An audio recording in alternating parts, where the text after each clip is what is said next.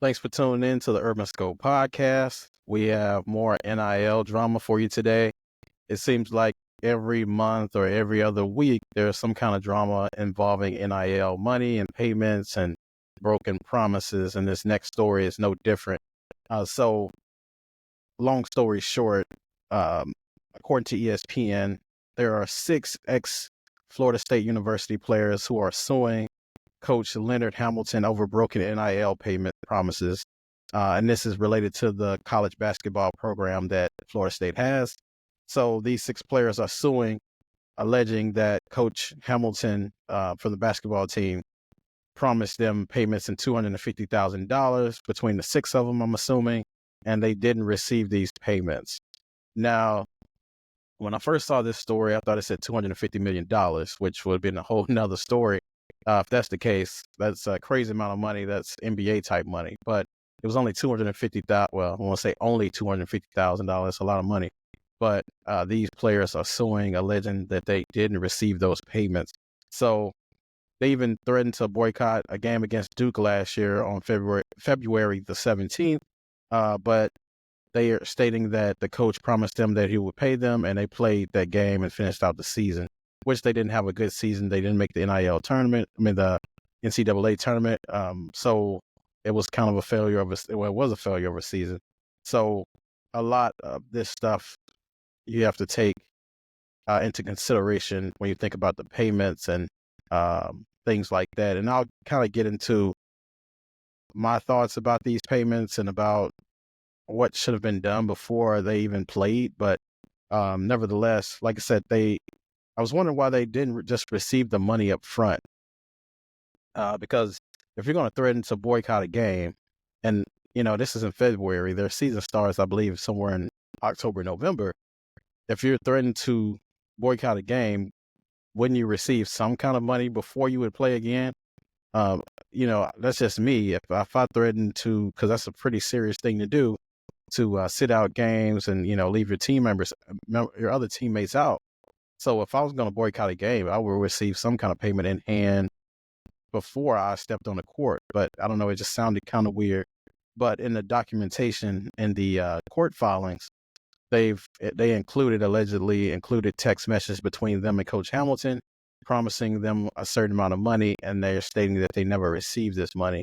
Now, Coach Hamilton and Florida State did not put out any statements as far as, the school put out a statement saying that they support Coach Hamilton and whatever he's trying to do or whatever, but they never said that if Coach Hamilton had any evidence going back and forth with them saying he didn't promise these things.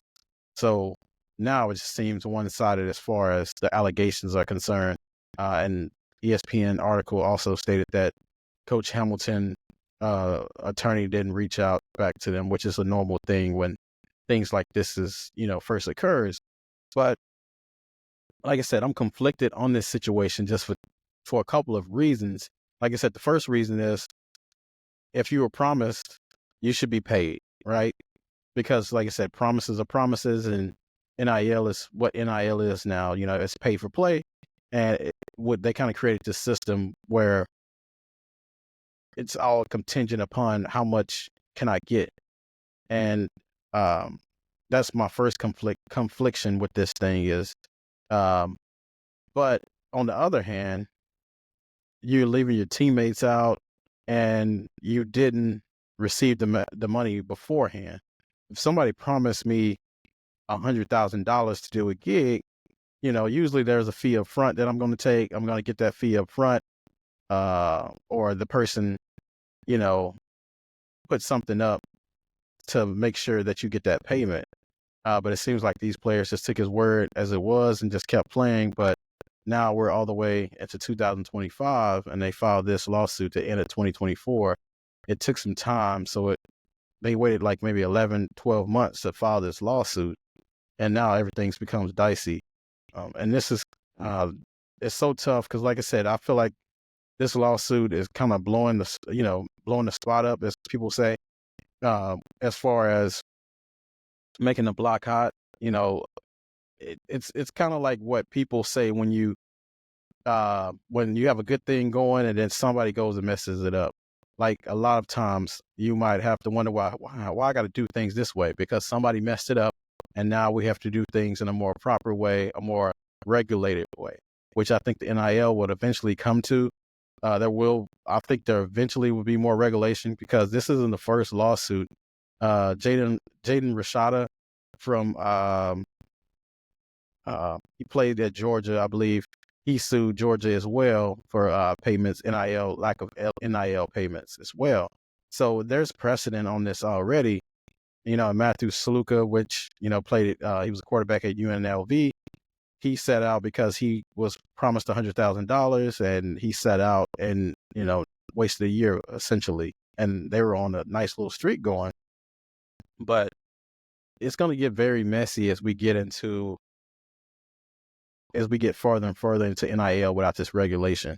And we know come January, there will be new enforcement, and, they're not the biggest fans of athletes anyway. So they're going to regulate these things and probably put a cap on how much money you can get. Because right now it's a free for all. There's no limits on how much NIL money you can get. Whatever the boosters or whatever the school is willing to pay you is what they pay you. But we know once it gets regulated, there's going to be a cap for a quarterback. There's going to be a cap for a running back. There's going to be a cap for defensive linemen, cornerbacks, and wide receivers and all these things. So if they don't want to do that, they need to figure this out before the government gets involved and regulates this thing. Because once they regulate it, it's going to be a lot. It's going to be more strict, and it's going to be a lot of restrictions on what you can do, what you can't do. There's probably going to be heavy taxes involved. It's going to get crazy. So players, they need to figure this out before it gets too bad. Because, like I said, when new government comes in, it's going to be very bad as far as regulation goes. So, and I was thinking about the critics as well. Critics like Dabo Swinney and Nick Saban are going to say, "Yeah, see, we told you. You give these kids money, they're going to run them out with it. They're going to just, the racist term they always use. You're going to have the inmates running an asylum. They're going to come out with that terminology like they always do. So, like I said, Saban and Swinney were laughing when they saw this story come out because, like I said, they've been talking about it for the longest. Nick Saban even left college football because of it, and he still has a disdain for the NIL system, and he makes every snide comment he can whenever he can. He just did it to Ohio State a couple months ago, talking about they have a $20 million roster, and if you pay the wrong player, then you screwed. I think that was an inappropriate comment, especially when you don't have any affiliation with Ohio State, and you're kind of putting Coach Ryan Day in a spot to, if they have to interview him, he's going to have to be candid about it, and it's just going to put him in a tough spot. So, like I said, I think there will be contracts coming up for this NIL, and there will be payment structures that they will figure out, and players will suffer because of it. Well, they won't suffer and go hungry, but they'll definitely lose a lot more money than they had. Like all this $10 million stuff here and $5 million here will be a thing of the past in the future.